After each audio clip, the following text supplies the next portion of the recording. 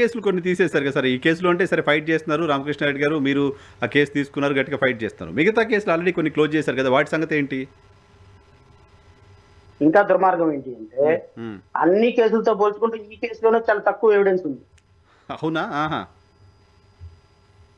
Liquor కుంభకోణం తీసుకున్నాం, skill development తీసుకున్నాం, లిక్కర్ కుంభకోణం తీసుకున్నాం, ఫైబర్ నెట్, స్కిల్ డెవలప్మెంట్ చూసుకున్నాం, ఫైబర్ నెట్ చూసుకున్నా, రాజధాని అసైన్డ్ భూముల కేసు చూసుకున్నా.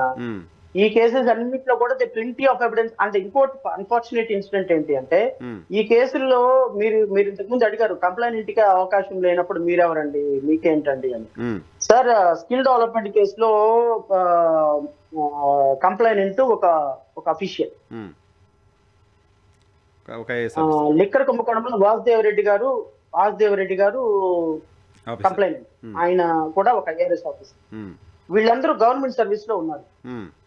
అంటే మీకు ఒక దిగ్భ్రాంతికరమైన అంశం చెప్తాను. ఒక కేసులో, అంటే నేను పేరు మెన్షన్ చేయను, ఈ 4 కేసుల్లో ఒక కేసులో కంప్లైంట్ రిఫ్యూజ్ టు యాక్సెప్ట్. అంటే ఏ రోజైతే ఇప్పుడు ఆల రామకృష్ణారెడ్డికి ఇచ్చినట్టుగానే కంప్లైంట్ నోటీసు క్లోజ్ చేస్తున్నామని వాళ్ళకు కూడా సర్వ్ చేసినప్పుడు they brought before the court. Okay, ఏమని కోర్టు అడగాలిగా, నేను క్లోజ్ చేస్తున్నావు, నీకు అబ్జెక్షన్ ఉంటుందా లేదా అని అడగాలి కదా. One of the complainant endorsed that he had an objection. అవునా? ఓకే. For closing the ఏ కేసులో? ఒక కంప్లైంట్ పేరు చెప్పను. I am very sorry. Okay, సరే. అది చెప్పడం కరెక్ట్ కాదు. ఒక కేసులో అయితే ఒప్పుకోలేదు. అతను మధ్యరాత్రులు అంటే 2 o'clock వరకు he was detained in the court hall బయట. He was detained literally by the authorities and polices. నువ్వు ఇక్కడ నుంచి నో అబ్జెక్షన్ చెబితేనే బయటకు వెళ్తావు. మీరు నమ్ముతారో లేదో, మధ్యరాత్రులు 1:30కి ఈ endorsed no objection and then case was close. రాత్రి 1:30 వరకు కోర్టు అలాగే ఉంది. ఐ డోంట్ నో, ఉందా లేదో నాకు తెలియదు. But I got information till 1:30 he was detained. Oh my god. మీరు మర్యాదగా కేసు క్లోజ్ చేసుకొని వెళ్తారా వెళ్ళరా? With having no other option left, he accepted for closing of the case and then he let out. Okay. అంటే ఎంత వ్యవస్థలు ఎంత దారుణంగా పనిచేస్తున్నాయి, పోలీసులు ఎంత దారుణంగా పనిచేస్తున్నాయి, కళ్ళు మూసుకొని కోర్టులు ఎలా పనిచేస్తున్నాయి అని చెప్పడానికి ఇది ఒక లైవ్ ఎగ్జాంపుల్ నరసింహరావు. ఏమవుతారు రేపొద్దున, ఎవరు ఏమవుతా నాకైతే తెలియదు.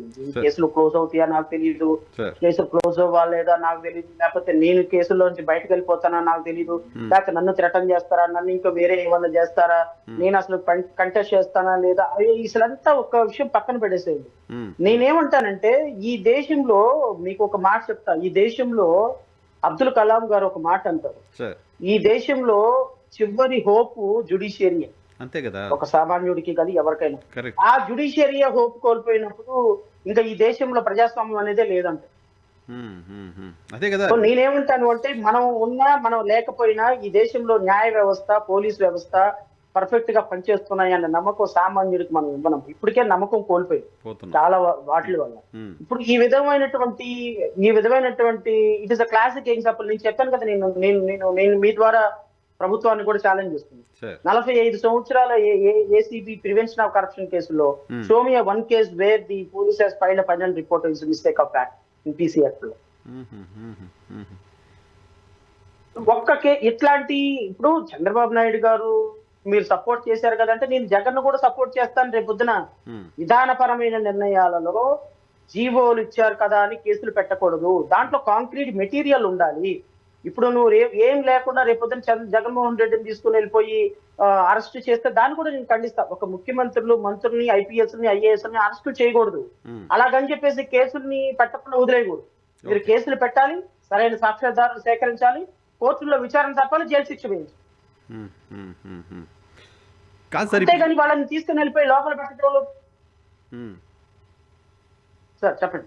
కాదు సార్, ఇప్పుడు సరే ఐఏఎస్ ఆఫీసర్లు, గ్రూప్ ఐపీఎస్ ఆఫీసర్లు వీళ్ళు కూడా ముఖ్యమంత్రి అధికారంలో ఉన్నారు కాబట్టి ఆయన చెప్తే వినాలి అనే పరిస్థితిలోకి వెళ్ళిపోతే ఎట్లా?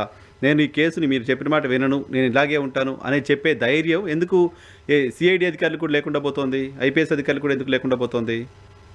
వాళ్ళకి ఎంత బాగా ఒక మీకు అది కూడా చెప్తాను సార్. ఆంధ్రప్రదేశ్ దేశంలో ఉన్న 29 రాష్ట్రాల్లో ఉమ్, ఆంధ్రప్రదేశ్ రాష్ట్రానికి ఒక పెక్యులారిటీ ఉంది.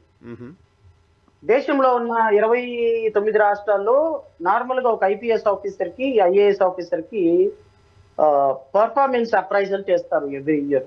అవును.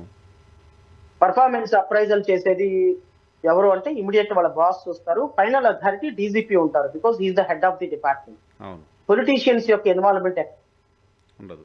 ఎందుకు అంటే ఐపీఎస్ ఆఫీసర్లు, ఐఏఎస్ ఆఫీసర్ల యొక్క పర్ఫార్మెన్స్ రివ్యూ అంటే ఇతను ఉద్యోగం ఎలా చేస్తున్నాడు, ఇతని కాన్ఫిడెన్షియల్ రిపోర్ట్స్ ఎలా ఉన్నాయి, ఇతని అంటే యాన్యువల్ కాన్ఫిడెన్షియల్ రిపోర్ట్స్ అంటారు, ఏసీఆర్ అంటారు. ఓకే. ఈ యాన్యువల్ కాన్ఫిడెన్షియల్ రిపోర్ట్ ను తయారు చేసేది కానీ, దాన్ని యాక్సెప్ట్ చేసేది కానీ డిఓపిటికి అంటే కేంద్ర ప్రభుత్వంలో ఉన్నటువంటి రాష్ట్రాల్లో పనిచేసే ఐఏఎస్లు, ఐపీఎస్ల యొక్క confidential reports, annual confidential reports, వాళ్ళ పర్ఫార్మెన్స్ అప్రైజల్ అంతా కూడా డిఓపిటికి పంపించేది, ఫైనల్ అథారిటీ చేసి డిఓపిటికి పంపించేది ఆ రాష్ట్రకు సంబంధించినటువంటి డీజీపీ ఫైనల్ అథారిటీ, అంతే. Accepting authority. భారతదేశం మొత్తంలో ఒక రూల్ ఉంటే ఆంధ్రప్రదేశ్ రాష్ట్రంలో మాత్రం chief minister is the reviewing authority, final authority. అలా ఎలా?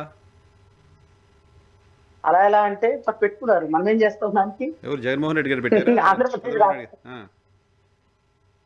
ఎవరైనా ఆంధ్రప్రదేశ్ రాష్ట్ర ప్రభుత్వం పెట్టించారు. ఈ ఆంధ్రప్రదేశ్ రాష్ట్ర ప్రభుత్వం పెట్టినటువంటి ఈ జీవో ప్రకారంగా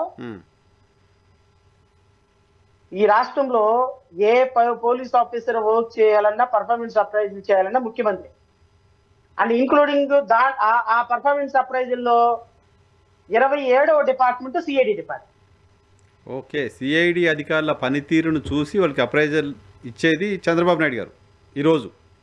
చంద్రబాబు నాయుడు గారు ముఖ్యమంత్రి గారు. మరి సిఐడి అధికారులు సో ముఖ్యమంత్రి వాళ్ళ పర్ఫార్మెన్స్ ఆయన దగ్గరే కదా చూపించాలి, ఆయన కోసమే కదా చూపించాలి. చూపించేశారు. ఆయన రేపొద్దున 100కి 200 మార్కులు వేసేస్తారు ఆయన. ఓకే. అద్భుతంగా పనిచేసాము.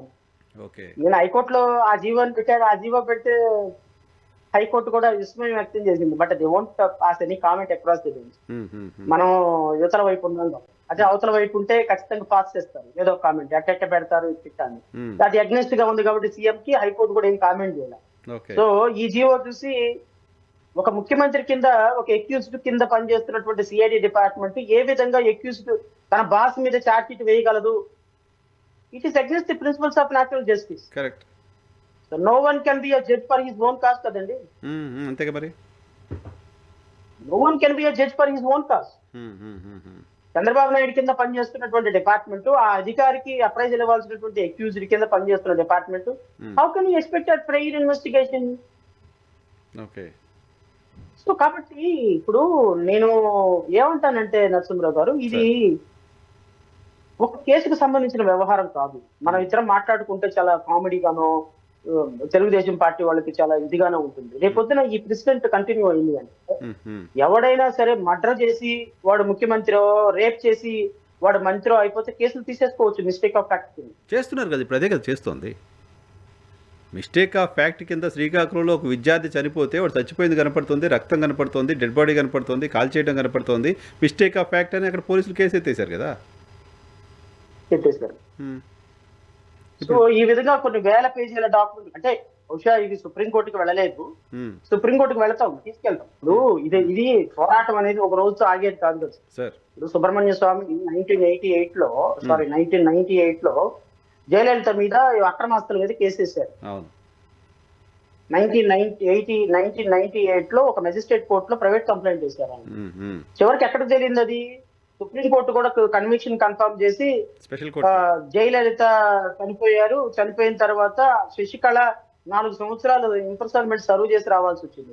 కరప్షన్ పొలిటికల్ కరప్షన్ కేసెస్ లో అంత సీరియస్ గా ఉంటుంది సుప్రీంకోర్టు. నువ్వు ఇక్కడ ఏదో జస్ట్ లైక్ దట్ క్లోజ్ చేసుకున్నట్టు కాదు. ఇప్పుడు ఈ కేసెస్ లో ఏమలేదు, ఈ కేసెస్ లో రేపొద్దున కంప్లైంట్ లో బయటకు రావటం లేదు కాబట్టి సరిపోయింది. కంప్లైంట్ లో ఆళ్లరామకృష్ణారెడ్డి గారుగా ఆయన కంప్లైంట్ ఫైట్ చేస్తున్నట్టు ఫైట్ చేస్తే ఒక్క కేసు కాదు కదా, ఒక్క పేపర్ కూడా పక్కన పెట్టడానికి లేదు తెలుసా. కేసు క్లోజ్ కానివ్వండి,